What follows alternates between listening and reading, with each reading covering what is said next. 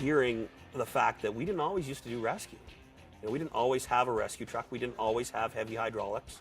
We didn't always cut people out of cars in our region. And that was right across the board. I mean, that's a very new innovation when you think about it. We've had cars since, you know, the Model T, and we haven't had cutters and spreaders until the early 70s. Extrication tools, because they're hydraulically powered, I mean, they save countless lives. And the reason why they save countless lives is time.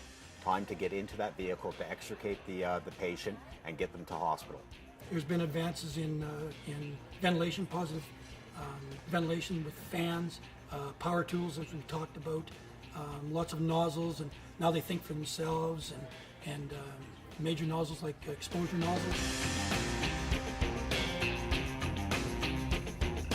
There's always something you're going to be able to find. You're going to look at something that's out and go, wow, we need one of those. Being able to meet the needs of the public, but being fiscally responsible as well, is a very difficult thing to do. I don't know, maybe thermal imaging cameras probably would be one of the things that would have been great. Anything that's developed with firefighters' involvement. So if companies are developing tools and improving on them, they have to have firefighter involvement, or else the guys just won't use it on the fire ground. The automotive industry is always throwing out higher tensile types of steels and so forth on our vehicles. So now we're forcing fire departments, unfortunately, to upgrade to be capable of getting into those vehicles. So as the safety, if you will, that the manufacturers, the auto manufacturers are throwing out, we need to now keep coming up with tools that are capable of addressing those materials.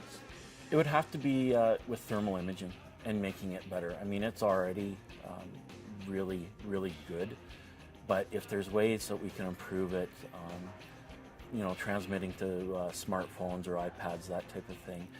Drones are very interesting because we can get an overhead view. Typically now I'm in the command perspective, so we get an overhead view of the scene is really good. I can see the extrication world going to almost a laser pointer at some point in our careers, where we're just going to be taking a laser cutter to be cutting out a vehicle. So if I can invent one of those, I wouldn't be sitting here. I'd be on the beach in Hawaii.